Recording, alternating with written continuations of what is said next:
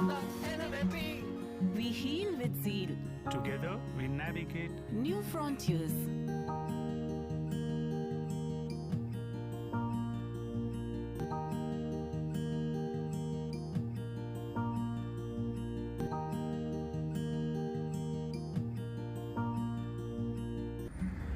As a practicing pediatrician in my practice, very often when I attend labor calls and I break the news of a girl child, even in elite hospitals and educated class, I see a little amount of displeasure on their faces. On my morning rounds, when I'm checking the newborn baby, I get to hear this comment, "Oh doctor, look at her, she's so pretty, just like her mother and smart like her daddy." I wonder, why not other way around? Every time in the school I see a girl winning a trophy, it is always her father's genes that are complimented. What about the sacrifices of her mother, who has sacrificed her degrees, her ambition, her needs? However, it goes unnoticed and undervalued. Our matrimonial ads even today reads something like, "Want a beautiful, domestic, educated girl who knows cooking." Paradoxically, all the master chefs in the world are men. Isn't it ironical? We say that the hand that rocks the cradle rules the world. Really? Is it?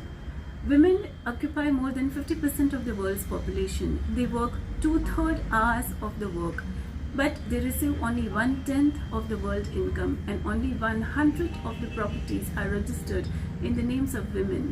So yes, my son often says, "What is this so big brouhaha about celebrating Daughter's Day and Women's Day?" Agree, we have come a long way. But let me give you some facts that why we still need to fight for the rights of the girl.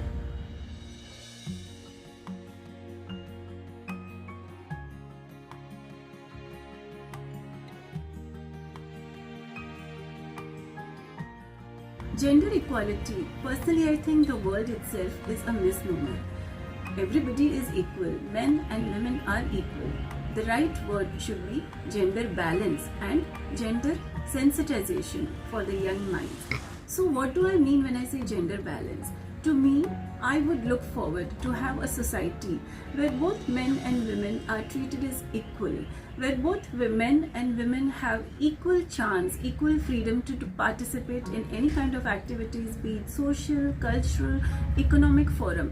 At the same time, share equal responsibilities at home and at workplace. And yes, there are women who have to fight for their rights, unfortunately, like right to education, right to career, right to make choices about career and home, right to good food, right to health, right to empowerment. Are these the rights only for men or only for women? No, these are basic human rights. So then, unfortunately, all across the globe, we still have to fight for these basic rights, human rights for the girls.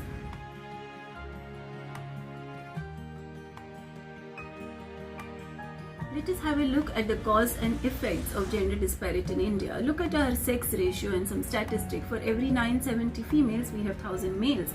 But we have still a very high rate of female infanticide. That's because of the Indian patriarchal society and our mindset. Preference for male child and girls are considered as a liability. Every 1 in 3rd girl dies by 1 year of age. Every 1 in 5 girl is unable to reach 15 years of age. Every 2 in 5 girl is malnourished and deprived of food. Aren't these basic rights, health and good food? Let us have a look at the education statistic. No doubt the RTA Act has made a huge change in our country, but we still have to catch up a lot. For every 100 admissions in the primary, by the time they reach secondary, there are 66 dropouts, and all of these are girls. Unfortunately, they have to drop out because they are forced to sit at home and do household work. Not only that, have a look at our own medical profession. At the time of admission, 52% of girls, which is more than boys, take admission into medical college. By the time they go to PG, it is only 1/3 of the girls who are able to do PG. And when it comes to private practice, only 28 to 30% of the total women physicians and surgeons are into practice. The higher you go, the lesser women you see in high positions. Only 18% of the women are able to reach the post of deans or CEOs in a healthcare system. So we really lag far behind. And of course, not to talk about problems like sexual abuse, violence of women, and women unable to get empowered. So we really need to change this. How do we change this and how do we bring a change? Let me tell you, the change begins inside our own houses. Yes, because gender inequality begins at home, and we can unfurl this flag and break the stereotypic tradition only when we change the way we raise our daughters, but also change the way we raise our boys. Somewhere we do get biased to our boys and we are not doing justice to them. We should stop making such comments in our house, and we should start sensitizing the young minds right from the beginning. Comments like boys don't cry, boys are supposed to be stronger than girls, girls are supposed to not raise their voice, girls are meant to be homemakers and boys are meant to be scientists. Also, there is a lot of stereotypes in terms of colors, pink for girls and blue for boys, the type of toys we give to girls, and gun for the boys and dolls for the girls. So it is high time that we need to start changing this in our own houses right from the beginning. And few more things, like let us stop reading fairy tales to our girls and make them feel that they need to be pretty. Instead of them, let us instill into them that it's important to have self-confidence, it is important to have courage to chase our dreams, and not just it is all about looking pretty. Let us instill into them not only rules about road safety or fire safety, but about safety for your own body and self-defense. Let us teach them that they need not become like men, and they should be comfortable in their very own essence, that being emotional is not a weakness. Being emotional doesn't mean that the girl is irrational. Emotional is a strength. That is why it makes us good nurturers and it makes us good mothers.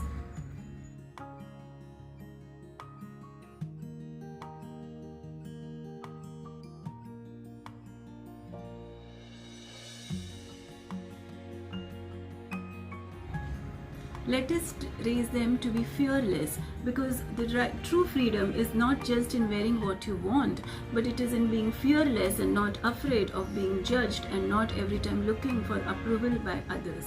And most important is education. This is the only tool a nation has for the development of its own country. So you educate a girl, she educates her family further, and she empowers herself, and she educates the community, she educates the whole society, and she changes the world. So educating a girl is the most powerful tool we have, and every girl has the right to education. And coming to empowerment. Empowerment is not about power. Every girl and every woman is born with a power within. Power of knowledge, power of courage, power of wisdom, power of sensitivity. It is just about giving a platform, giving an opportunity to encourage them, to push them, to support them, and to give a helping hand to unleash this power so that they are independent financially. They are independent to make whatever decisions they want, and they are independent to do what they wish to do as an individual, whether it is at home or whether it is at work. Empowerment means that, and it's very important that we learn to empower our women and our girls.